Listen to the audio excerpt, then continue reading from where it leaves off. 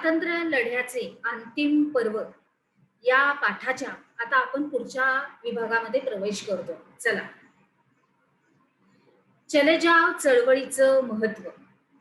1942च्या चळवळीनं देशव्यापी आंदोलनाचे स्वरूप धारण केले.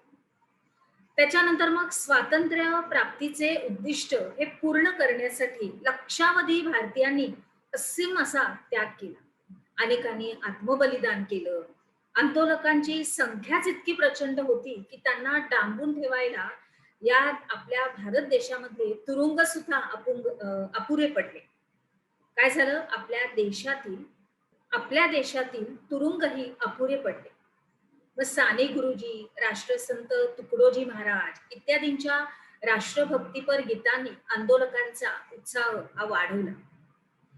या राष्ट्रव्यापी आंदोलनाला ऑगस्ट क्रांती असेही म्हटलं जातं. काय म्हटलं जातं? ऑगस्ट क्रांती. आझाद हिंद सेना. तर आता भारताच्या स्वातंत्र्य प्राप्तीसाठी नेताजी सुभाषचंद्र बोस यांनी महत्वपूर्ण प्रयत्न केला. भारताच्या पूर्व सीमेवर हजारो भारतीय सैनिक ब्रिटिशांच्या या विरोधात युद्ध करण्यास उभे राहिले. आणि आता हे सारे सैनिक आझाद हिंद सेनेचे होते. त्यांचे नेते होते नेताजी सुभाषचंद्र बोस. आणि सुभाषचंद्र बोस हे राष्ट्रीय सभेचे महत्वपूर्ण नेते होते. त्यांनी 2 वेळा राष्ट्रीय सभेचे अध्यक्षस्थान भूषवले होते.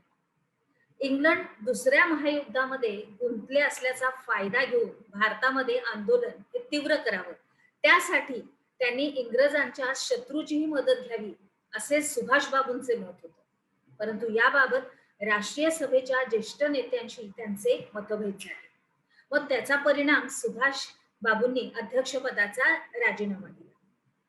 आपले विचार जनतेपुढे मांडण्यासाठी त्यांनी फॉरवर्ड ब्लॉक हा पक्ष स्थापन केला. तर आता सुभाषचंद्र बोस आपल्या भाषणामधून ब्रिटिश सत्तेविरुद्ध उठाव करण्याचे आवाहन हे भारतीयांना करू लागले. आणि मग त्यामुळे सरकारनं त्यांना बंदिवासात टाकले.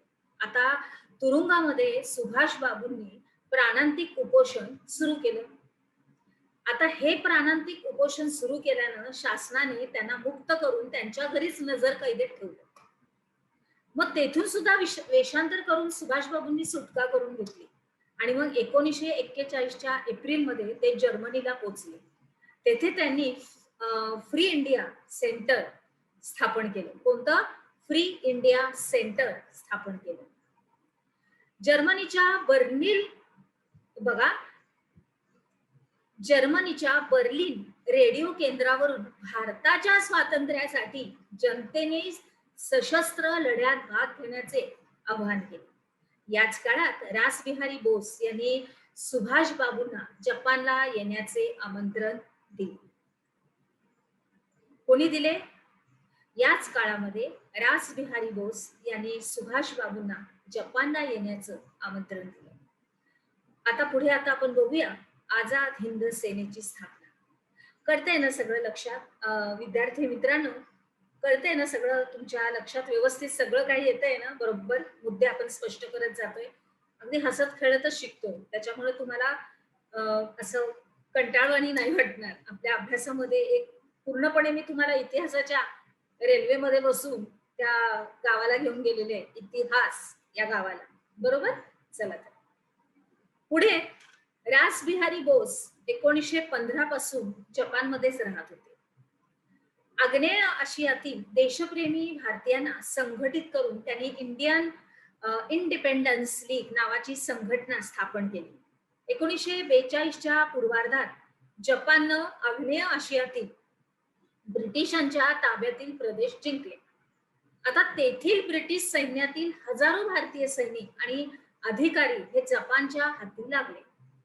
युद्धबंदी असलेल्या भारतीय सैनिकांची एक पलटण कॅप्टन मोहन सिंग यांच्या मदतीनं रासबिहारी बोस यांनी तयार केली आणि तिलाच आझाद हिंद सेना असं नाव दिलं. पुढे नेताजी सुभाषचंद्र बोस यांनी आझाद हिंद सेनेचे नेतृत्व केलं. 1943च्या ऑक्टोबरमध्ये नेताजींनी सिंगापूर येथे आझाद हिंद सरकार स्थापन केलं. त्याच्यामध्ये शहानवाज खान, जगन्नाथ भोसले, डॉक्टर लक्ष्मी स्वामीनाथन, गुरुबक्ष सिंग ढिल्लॉ, त्याच्यानंतर प्रेम कुमार सहगल इत्यादी त्यांचे प्रमुख सहकारी होते. कॅप्टन लक्ष्मी स्वामीनाथन या झाशीची राणी महिला पथकाच्या प्रमुख होत्या. नेताजी सुभाषचंद्रांनी भारतीय जनतेला तुम मुझे खून दो मैं तुम्हें आझादी दूंगा असे आवाहन केले. लक्षात आलं? पुढे जाऊया. आझाद हिंद सेनेचा पराक्रम. नोव्हेंबर 1943 मध्ये जपानने अंदमान आणि निकोबार ही बेटं जिंकून ती आझाद हिंद सरकारच्या स्वाधीन केली. नेताजींनी त्यांना अनुक्रमे शहीद आणि स्वराज्य अशी नावं दिली. आणि 1944 मध्ये आझाद हिंद सेनेने म्यानमार मधील आराकानचा प्रदेश हा मिळवला. आसामच्या पूर्व सीमेवरील ठाणे जिंकली. आणि याच काळात आझाद हिंद सेनेला जपानकडून मिळणारी मदत बंद झाल्याने इम्फाळची मोहीम ही अर्धवटच राहिली. मात्र या प्रतिकूल परिस्थितीत सुद्धा आझाद हिंद सेनेचे सैनिक हे नेटाने लढत राहिले. परंतु याच काळात जपानने शरणागती पत्करली. पुढे आपण काय शिकलो? या अंतर्गत आपण टिपालिहामध्ये चले जाव चळवळीचं महत्व आणि आझाद हिंद सेनेची स्थापना याच्यावरती आपल्या वहीमध्ये टिपा लिहायच्या, माहिती लिहायची. चला तर आता आपण आपल्या पुढच्या विभागात प्रवेश करूया.